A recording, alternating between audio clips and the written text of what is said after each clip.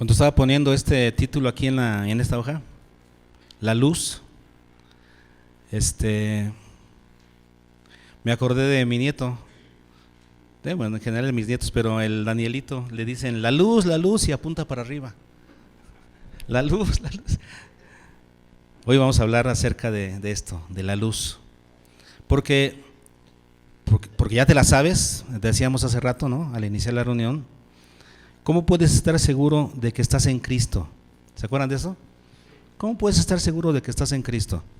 Ya decíamos, porque asistes a la iglesia, porque dentro de la iglesia cantas, es más, dentro de la iglesia pues no faltas, participas, hasta tienes ministerios en la iglesia, ejerces un servicio dentro de la iglesia. ¿Eso es prueba de que estás en Cristo? No. Claro que el que está en Cristo sirve en la iglesia y no falta, sí. Pero puede haber personas que asistan, se comprometan en ministerios y aún así no sean salvos. Por conocer el evangelio, decíamos, no, ¿verdad? Porque puedes conocerlo. Muchos han sacado 10 en sus exámenes del curso 1. Se saben el evangelio, se lo saben re bien, pero no lo han recibido. No tienen la voluntad de aceptarlo. ¿Y saben qué? No son de Cristo. Porque Dios los prospera económicamente y tienen salud. Mucha gente piensa así, es que si Dios me da de comer, tengo dinero en mi bolsa, tengo salud, ¿será que estoy bien con Dios? Esa no es una prueba contundente, porque el sol sale sobre buenos y malos. La providencia de Dios es sobre justos e injustos. Eso no es una prueba. Si tienes mucho dinero es porque trabajas duro, pues claro, tienes dinero. Eso no es una prueba de que estás bien con Dios. Porque eres una buena persona, que la mayor parte del tiempo te portas bien, no lo haces daño a nadie. Entonces, ¿eso es una prueba de que estás en Cristo? Juan, el evangelista, en el capítulo 3, nos va a ayudar a entender a contestar esta interrogante, ¿no? ¿Cómo puedes estar seguro? A Juan le interesa mucho que la iglesia a la que él está escribiendo conozca esto, sepa realmente cuáles son las pruebas mediante las cuales ellos pueden estar seguros de que sí están en Cristo. ¿Cuál es la prueba contundente para que uno lo sepa y también los que están alrededor de uno lo sepan? Y Juan el evangelista nos da esas pruebas contundentes. Juan, su evangelio es diferente a los otros 3, ¿no? Mateo, Marcos y Lucas se llaman evangelios sinópticos porque tienen el mismo contenido casi todos, con diferentes detallitos, pero casi el mismo contenido. En cambio Juan se sale de ese parámetro. Se dicen algunos estudiosos que Juan complementa a los otros 3 con lo que él escribe. Además, los otros evangelios se escribieron entre el 50 y el 60 después de Cristo. En cambio, el evangelio de Juan se escribió entre el 80 y el 90. Fue el último que se escribió, muy diferente. Para esta época en la que Juan escribe este evangelio, piensen en esto, Jesús muere en el año 30, ¿ok? Por ahí. Y entonces, Juan escribe su evangelio en el año 90. ¿Cuántos años pasaron? 60. Una generación se compone de 30 años. Ya habían pasado 2 generaciones de la primera iglesia y la iglesia ya estaba amenazada por diferentes prácticas anticristianas. Juan está atacando esas prácticas en su evangelio y luego en su carta, porque nota que ya hay muchos creyentes en la iglesia, pero entre comillas, que no son verdaderos creyentes. Las iglesias ya se estaban llenando, pero no de verdaderos creyentes. Y Juan tiene que poner cuáles son las pruebas de la fe, para que tú determines si realmente estás en Cristo o no estás en Cristo. El propósito, de hecho, Juan es uno de los pocos que pone cuál es el propósito que tuvo para escribir su carta. En el capítulo 20 dice, muchas cosas se han escrito, que si se escribieran todas no cabrían en el mundo los libros, ¿verdad? Dice él. Pero estas cosas las he escrito para que ustedes crean que Jesús es el Hijo de Dios y para que creyendo tengáis vida en su nombre. Es uno de los pocos que escribe el propósito por el que escribe su carta. Él quiere que la gente de la iglesia estén verdaderamente seguros de que están en Cristo. Y este es el valor que tiene esta carta para nosotros hoy en día. El tema de hoy es la luz. Como dice Danielito, la luz, la luz. La luz. Vamos a leer los versículos 19 al 21, que son en los que vamos a basar nuestra predicación de hoy. Juan 3, 19 al 21. Y lo vamos a leer. Y por favor identifiquen cuántas veces se encuentran esta palabra, la palabra luz, en esos versículos. ¿Listos? Vamos a leerlo. Y esta es la condenación, que la luz vino al mundo y los hombres amaron más las tinieblas que la luz, porque sus obras eran malas. Porque todo aquel que hace lo malo, ¿se acuerdan que ya lo memorizamos? Aborrece la luz y no viene a la luz para que sus obras no sean reprendidas. Mas el que practica la verdad viene a la luz para que sea manifiesto que sus obras son hechas en Dios. ¿Cuántas veces se encontró la palabra luz? 5 veces en 3 versículos. Entonces, ¿cuál es la palabra clave de este pequeño párrafo? Luz. Tenemos que entender a qué se refiere Juan cuando aquí habla de la luz. ¿A qué se está refiriendo Juan? Para conocer esto, tenemos que irnos un poquito antes, al capítulo 1. En el capítulo 1, Juan comienza a hablar de la luz, para que entendamos a qué se refiere Juan cuando dice la luz. Dice, versículo 4, 1:4. En él estaba la vida. ¿A quién se refiere con en él? ¿De quién está hablando? Del verbo, o sea, de Jesús, ¿verdad? Entonces aquí está hablando de que en él, en Jesús, estaba la vida. Estaba. ¿Qué entienden con este verbo? Estaba. ¿Tiempo pasado? Es tiempo imperfecto en el griego. O sea, es un tiempo con una acción inconclusa. Eso quiere decir, siempre ha estado en una acción que no concluye. En él siempre ha estado y sigue estando la luz. Una acción inconclusa. ¿Ok? Entonces dice aquí, en él estaba la vida desde la eternidad. ¿En quién? En Cristo. En Cristo estaba la vida desde la eternidad. Porque sabemos que Cristo no fue creado el día que nació de María. No, es el Hijo de Dios eterno.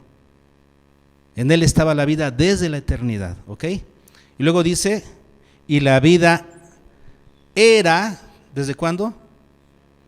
Desde la eternidad. Como cuando dice el versículo 1, en el principio era el verbo. ¿Qué significa? Desde la eternidad era el verbo. Entonces aquí dice, versículo 4, en él estaba desde la eternidad la vida, y la vida era desde la eternidad, desde siempre, diríamos desde el principio, la luz de los hombres. Aquí combina dos cosas, la vida y la luz. En él estaba la vida y la vida era la luz de los hombres. La vida era la luz. Entonces, ¿qué quiere decir esto? Que la luz es la expresión de lo que Jesús es. Todos los atributos de Jesús como Dios, todos sus atributos divinos y todos sus propósitos divinos, ¿verdad?, expresados al hombre. Eso es la luz. La luz, entonces, al igual que cuando Juan utiliza la palabra vida, la entendemos como la vida y la luz se refieren tanto a la persona como al mensaje. O sea, la luz representa a la persona de Dios, o sea, sus atributos, lo que Dios es, cómo es, quién es, qué es, y después también representa su mensaje, o sea, su expresión hacia los hombres. Esta sola palabra representa lo que Dios es y sus propósitos para la humanidad. Esto Él era, dice aquí, desde el principio, desde siempre, Él ha sido la luz de los hombres. Aquí no vemos que Él todavía viniera a este mundo para ser la luz. Todavía no viniera a nacer de María. Y Él ya era la luz de los hombres. Él ya lo era. ¿En qué sentido? Por ejemplo, en el versículo 3, ¿qué dice? ¿Por qué Juan añade aquí la creación, no? Pone a Jesús como el creador. Todas las cosas por Él. ¿Por quién? Por Jesús. Todas las cosas por Jesús fueron hechas. Y nada de lo que ha sido hecho. ¿Qué más? Sin Él, nada de lo que ha sido hecho fue hecho. Nada podría ser, nada sería posible sin la intervención de el Hijo de Dios. En Él todas las cosas fueron hechas. Ahí ya está aplicando que Él era la luz de los hombres. Y luego nos dice Colosenses también, Colosenses nos dice en capítulo 1, versículo 17, y todas las cosas en Él subsisten. No solamente Él es el creador de todas las cosas, sino que todas las cosas en Él subsisten, o sea, existen, siguen adelante, se mantienen. Él es el que le sigue dando coherencia al mundo, Dios, el Hijo de Dios.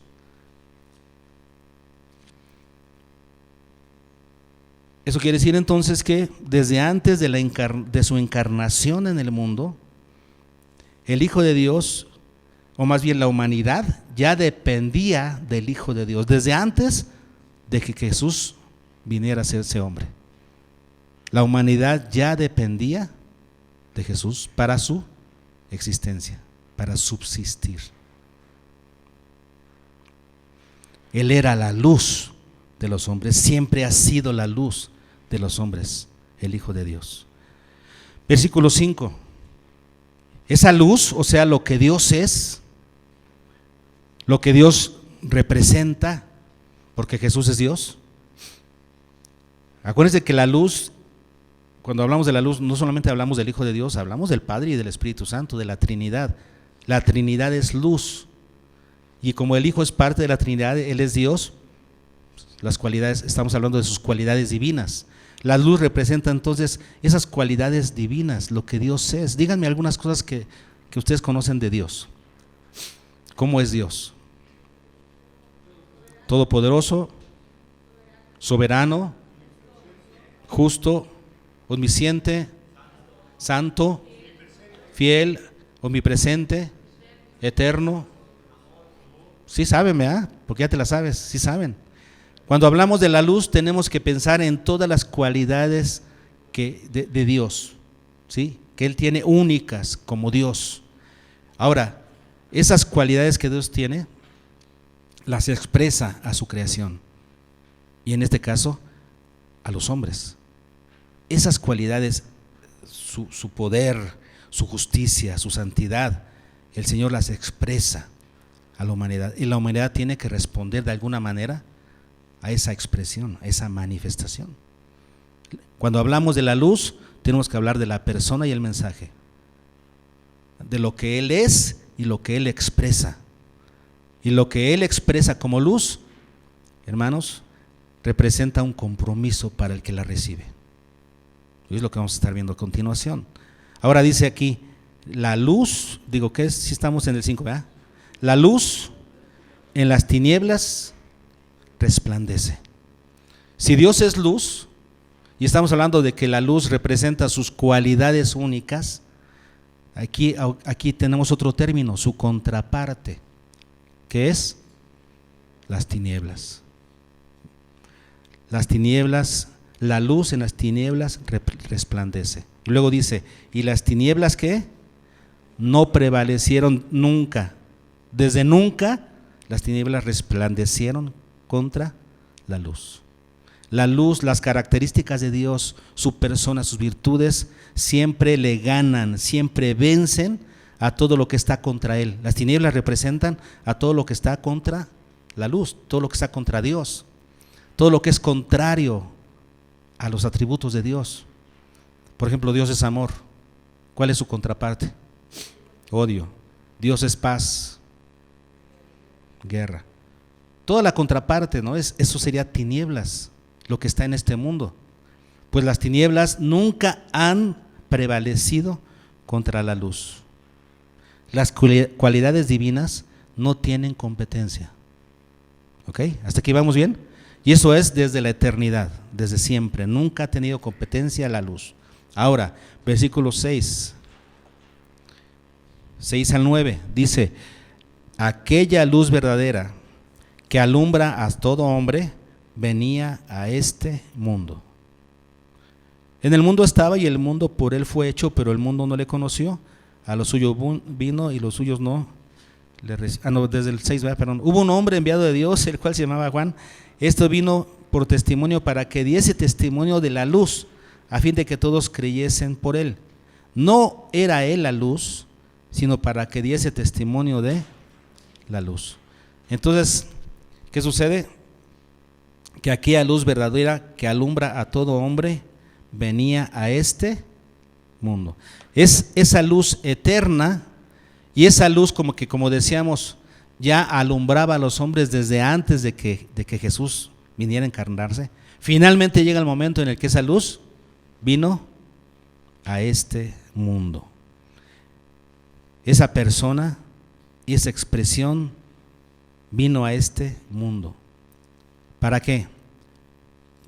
Para expresarse, para manifestarse a los hombres, para que los hombres vieran esa luz, conocieran esa luz, vieran los atributos de Dios, vieran los propósitos de Dios. ¿Sí estamos entendiendo esto?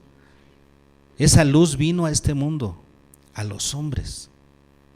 Y sigue diciendo el versículo 14: y aquel verbo fue hecho carne y habitó entre nosotros, y vimos su gloria, gloria como del unigénito del Padre, llena de gracia y de verdad. Aquel verbo fue hecho carne, se manifestó como a través de nacer de María, de ser un hombre perfecto, 100% Dios, 100% hombre. ¿Para qué? Para manifestar, expresar la luz a los hombres, la gloria de Dios a los hombres. Por eso dice Juan: y vimos su gloria.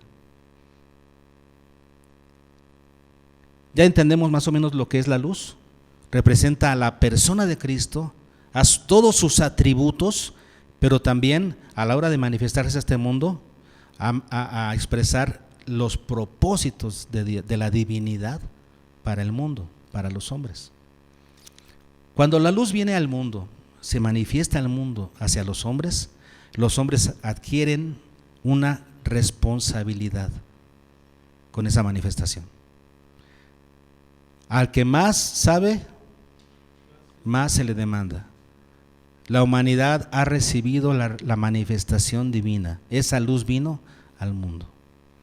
¿Qué es lo que el hombre va a hacer con esa manifestación?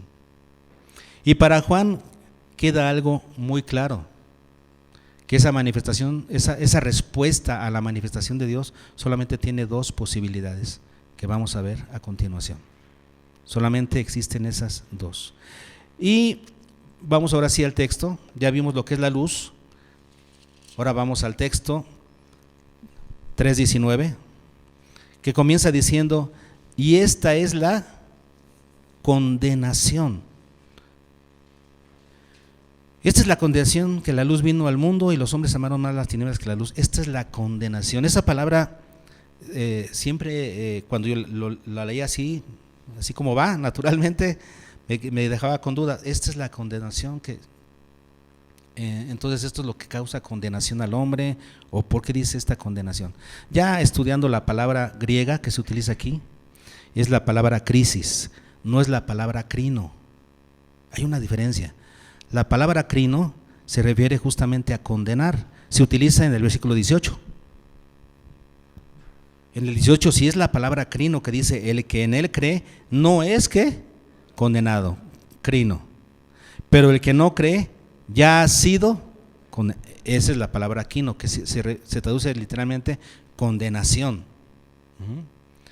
Pero aquí dice: y esta es la condenación. Y uno lo lee así de corrido y dice: es la misma idea, pero no. Esta es la palabra crisis. Y la palabra crisis se refiere al acto de distinguir y separar antes de poder dar una sentencia. Al acto mismo de distinguir y separar. ¿Qué es lo que hace un juez? Bueno, él escucha testimonios, ve papeles, ve cosas reales, testimonios reales para determinar muy bien qué es falso y qué es verdadero en cada caso.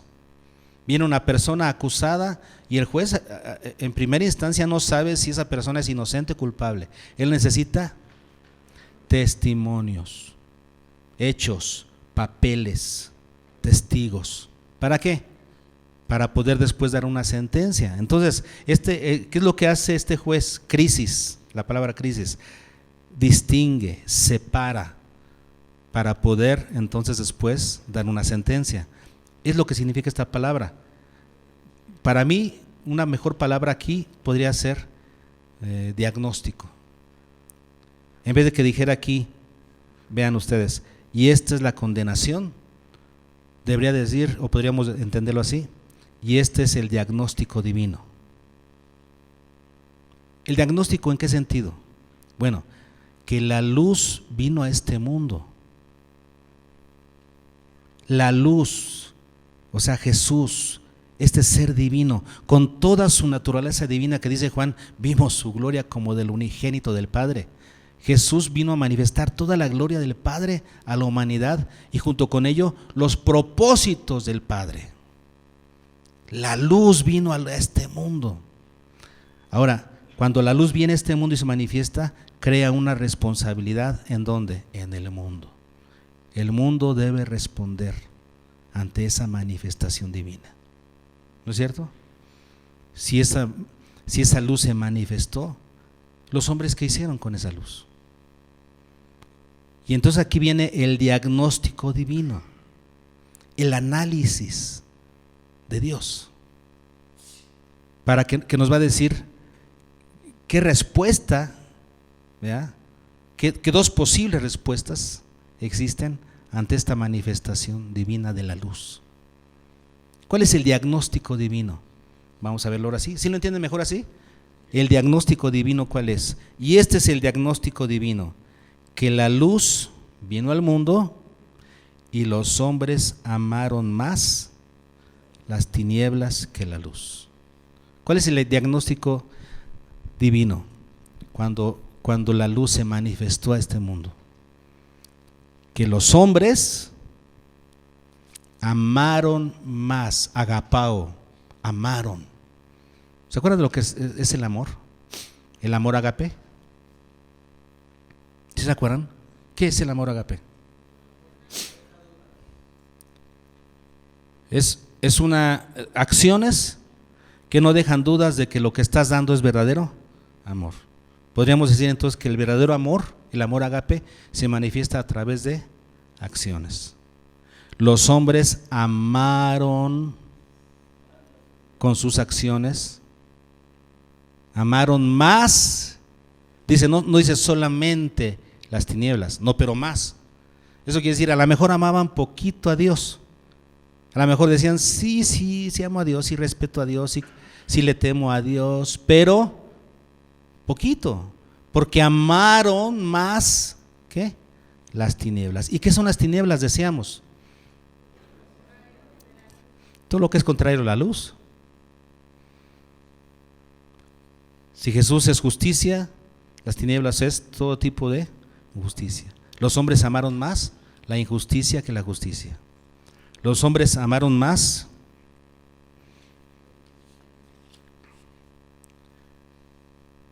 la sensualidad que el amor.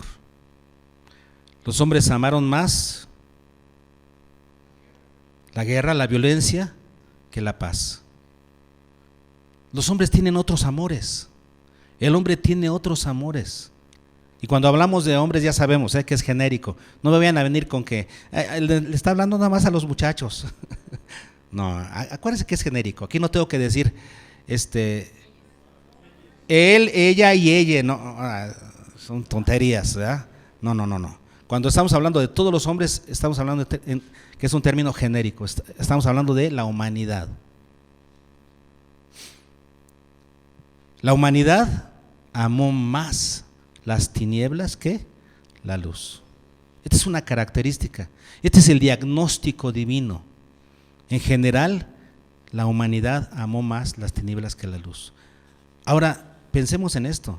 Ante esa manifestación gloriosa, porque cuando Juan escribe, y vimos su gloria, gloria como del unigénito del Padre, lleno de gracia y de verdad. Esas palabras yo me imagino que las escribió con una emoción, con lágrimas en sus ojos, recordando lo que él vio, lo que él vivió, lo que él palpó, lo que él experimentó. 3 años con Jesús, vimos su gloria. ¡Qué emoción! ¿Cómo es posible que otros miles de personas que vieron la gloria de Jesús amaron más las tinieblas que la luz? Pues sí es posible. Me parece imposible, increíble, que ante tanta gloria, que ante tanta magnificencia, el ser humano pueda expresar desdén, o sea, como si hubiera sido cualquier cosa. Era el Hijo de Dios hecho hombre. Increíble que no vieron su gloria, increíble que no pudieron ver. Pero así pasa, ¿no? Por ejemplo, hoy en día te llevas a un adolescente, pues yo me puedo llevar a un adolescente a mi casa y ponerle un poquito de buena música, pero como no escucha el tum, ta, tum, ta, tum, dice, no le entiendo. No, la juventud de hoy no entiende la música buena. La verdad que no, ni las letras buenas. Ya no existe música buena, y no me refiero solamente a la música del mundo, la cual yo no escucho, la verdad, música, pero en el ámbito cristiano. La música cristiana de hoy en día también es puro punchi punchi, poca letra, poco contenido. No sabemos apreciar lo bueno. Podemos llevar a personas a ver una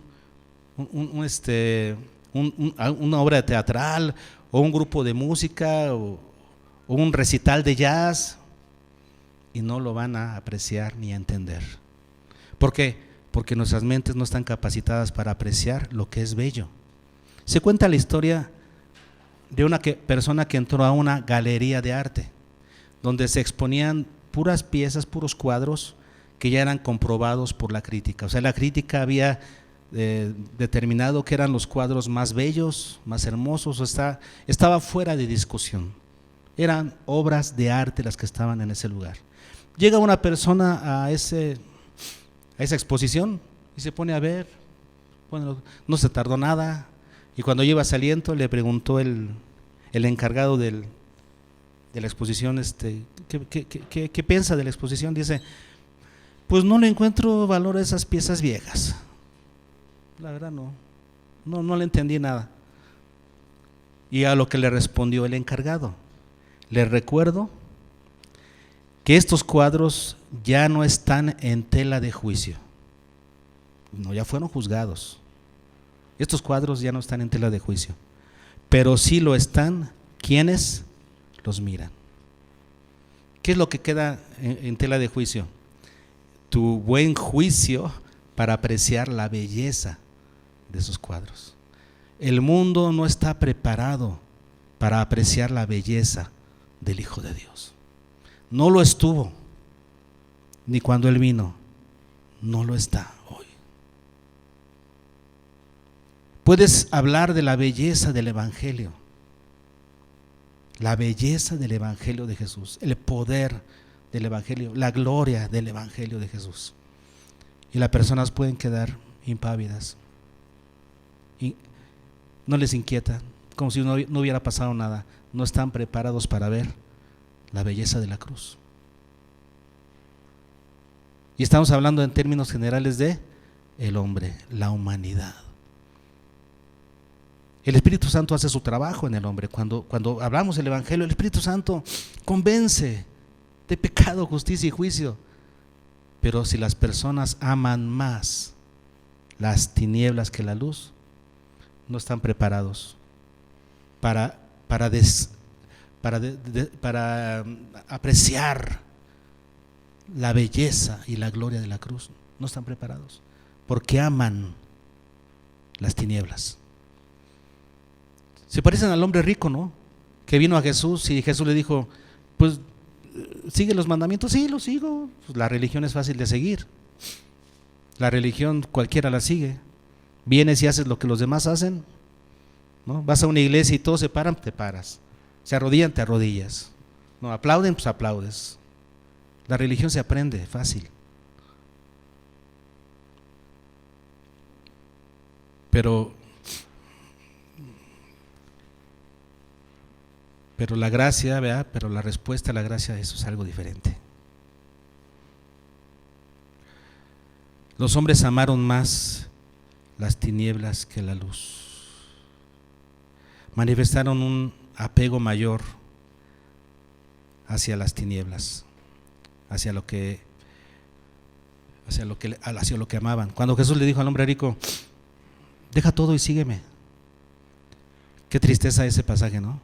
Me da mucha tristeza cada vez que leo ese pasaje.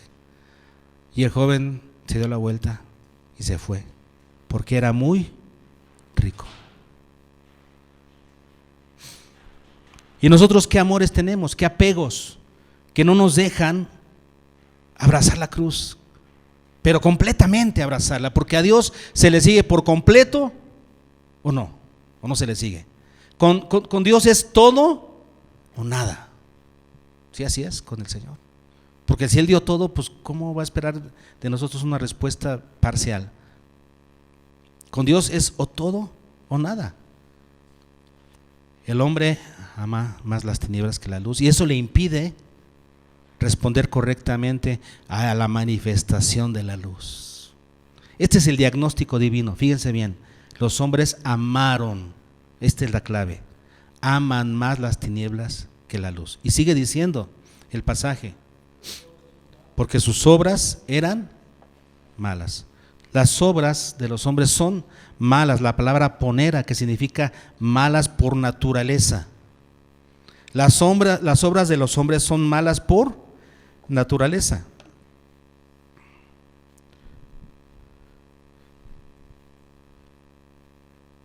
Obviamente, lo que es malo por naturaleza no puede apreciar lo que es bueno por naturaleza. Lo que es malo no puede apreciar lo bueno. Y dice, porque sus obras eran malas. Ahí está. Todo lo que Dios promulga como bueno, el hombre lo ha torcido. El matrimonio. Para Dios el matrimonio es algo muy valioso. Pero el hombre, la humanidad, ha torcido al matrimonio. Que el matrimonio gay, que la unión libre, que poder tener relaciones sexuales antes de casarte, se ha terminado con la santidad de este vínculo que Dios creó, el matrimonio. El mundo ama cosas, ama las tinieblas más que la luz. Eso quiere decir que aborrece lo que es luz, aborrece la luz. Ya lo vimos en el versículo que aprendimos.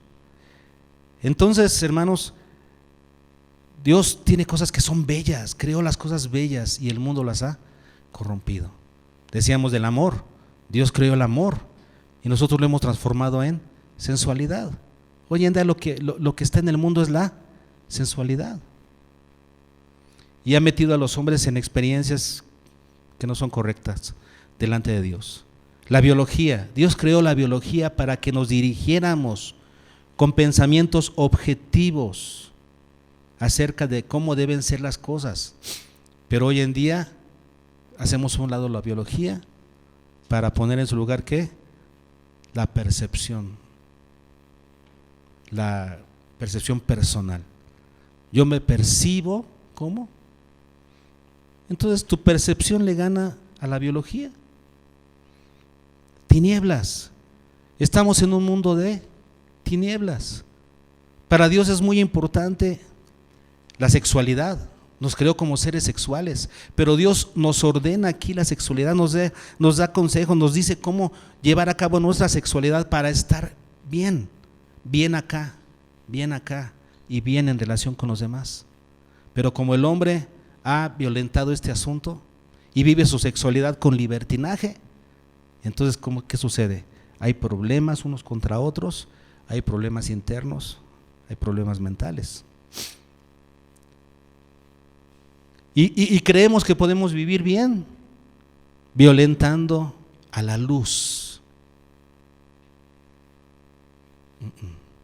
Te estás haciendo daño, como decíamos en predicaciones anteriores, y le estás haciendo daño a los que están a tu alrededor. Pero la humanidad amó más las tinieblas que la luz, porque sus obras eran malas. Luego sigue diciendo el versículo que nos memorizamos: porque todo aquel que hace lo malo,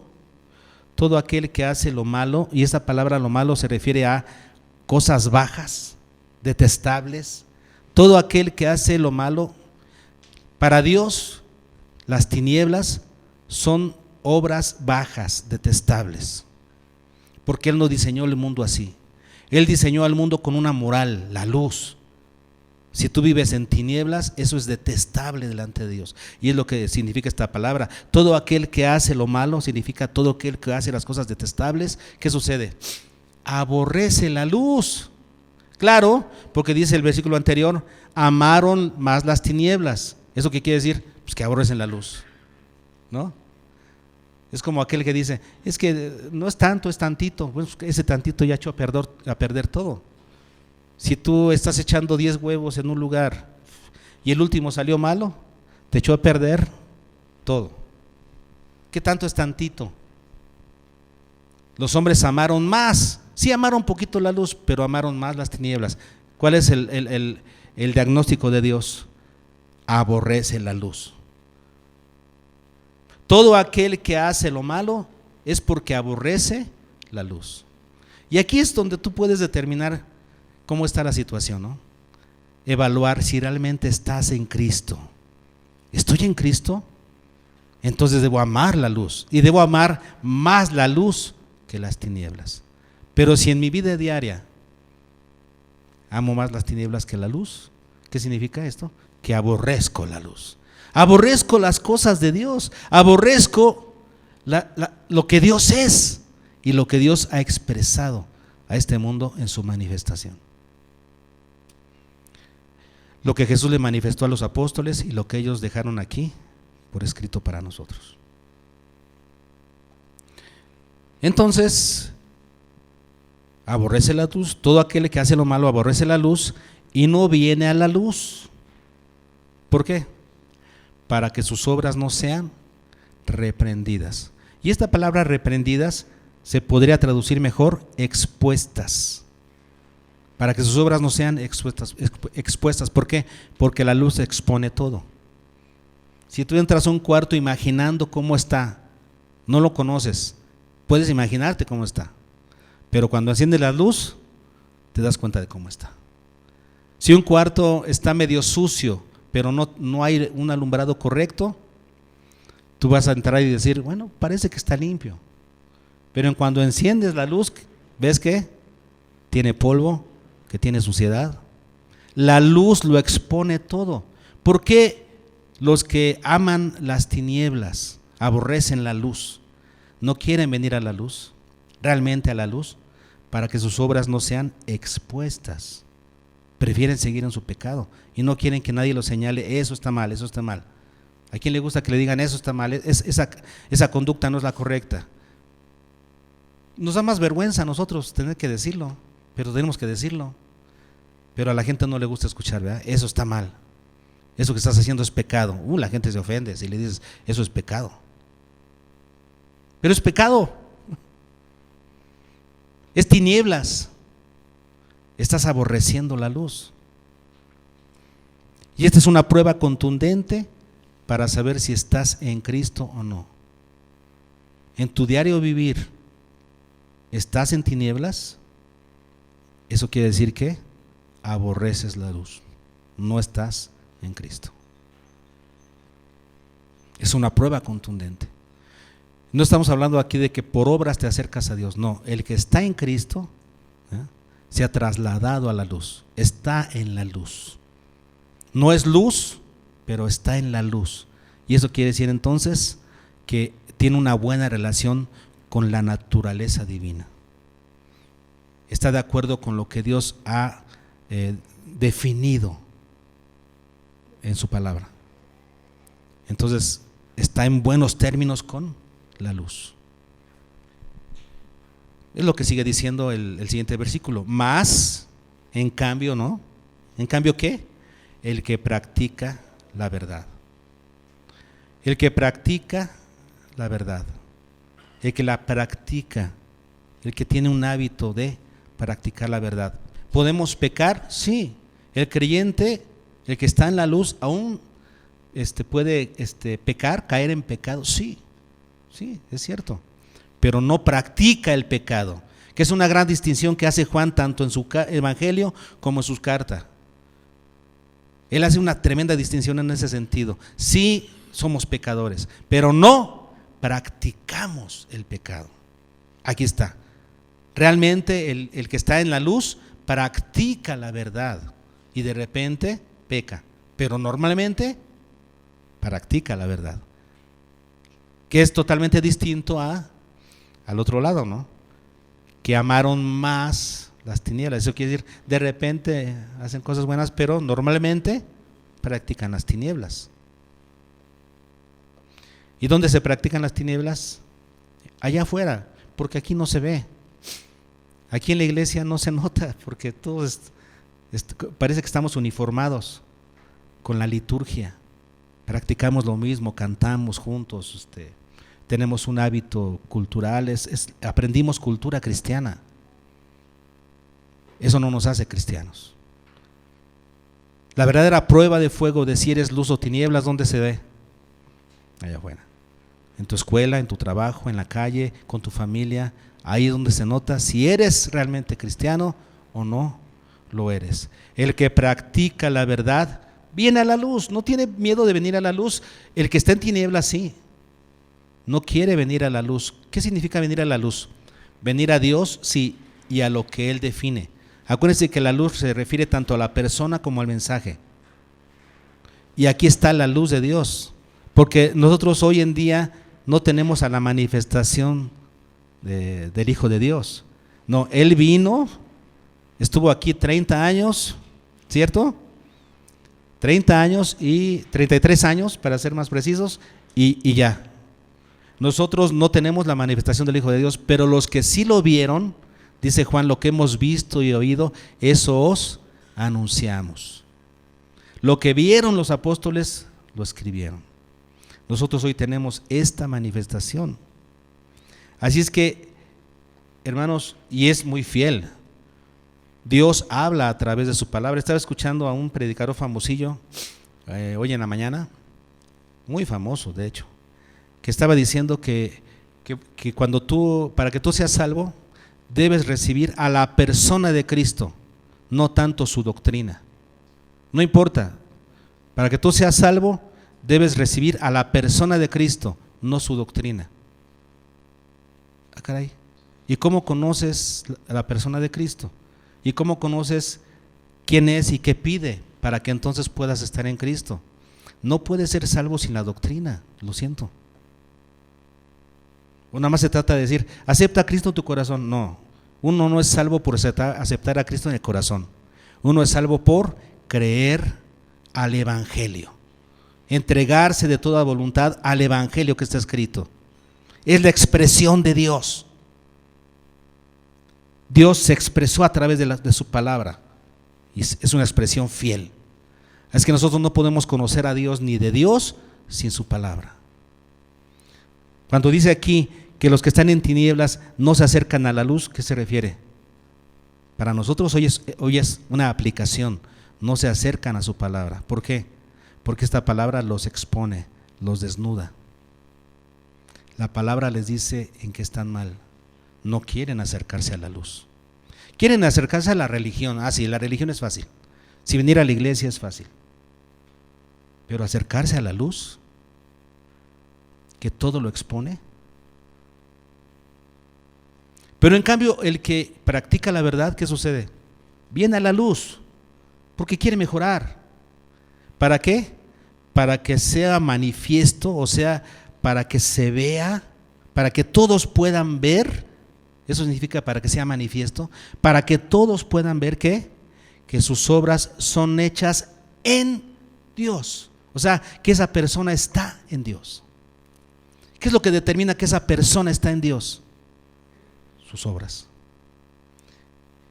Que él practica la verdad y se expone a la luz. ¿Para qué? Para ser corregido, por supuesto, porque todavía necesitamos ser corregidos, porque no estamos completos, porque todavía no somos perfectos.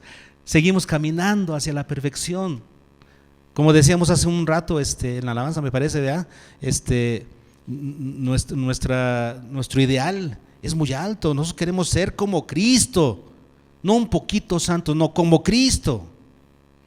Eso es nuestra tirada. Así es que vamos caminando todos los días. Así que necesitamos ser expuestos a la luz para que todavía sigamos purificando nuestros malos hechos, nuestras malas obras. Pero practicamos la verdad, venimos a la luz para que sea manifiesto, para que todos vean que nuestras obras son hechas en Dios, que realmente estamos en Dios. ¿Quieres saber si realmente estás en Dios? ¿Cómo puedes saber que que tu discípulo realmente está en Dios? ¿Cómo lo puedes saber? Sus obras. Si ama más la luz que las tinieblas, o ama más las tinieblas que la luz. Fácil. Por sus frutos, dijo Jesús, los conoceréis.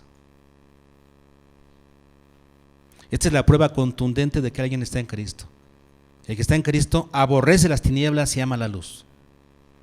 Viene a la luz para que la luz lo siga exponiendo, la luz lo siga avergonzando y podamos seguir arrepintiéndonos y creciendo en el camino del Señor. Venimos a la luz, a la palabra. Practicamos la verdad. Esto es lo que distingue a los que realmente son hijos de Dios. ¿Te puedes evaluar ya? Sin lugar a dudas, sin que te engañe tu corazón, sin que, como decíamos la semana pasada, sin que te engañe algún falso profeta que te dice, vas bien, échale ganas. No, si tus mismas obras te están diciendo las cosas, tienes forma de corroborar si realmente estás en Cristo o no. Los padres pueden corroborar si sus hijos están en Cristo. Padre de familia, madre de familia o tutor. Evalúa a tus hijos, no solamente porque vienen a la iglesia o no solamente porque tienen un ministerio inclusive dentro de la iglesia. Eso no es una prueba contundente, no. Velos en la calle, velos con sus amigos, con quién se juntan, cómo están en su comportamiento, en su conducta, en su vida diaria. Si aman a Dios, van a estar estudiando la palabra, tú los puedes ver. Si no tienen las obras que representan la luz, que representan una buena relación con la luz, ¿qué significa? Que están en tinieblas, que tienen cultura cristiana pero no son salvos. Esto es alarmante, hermano. Esto es para estar cuidadoso. Padre de familia, es tu responsabilidad de cuidar, ¿verdad? Comprobar que tus hijos realmente están en la luz, que son de Cristo. Si no es así, entonces sigue hablando el evangelio a sus vidas, sigue regando con el evangelio para que realmente hagan un compromiso con Cristo. Ahí está la prueba contundente del apóstol Juan, para saber si estamos o no estamos.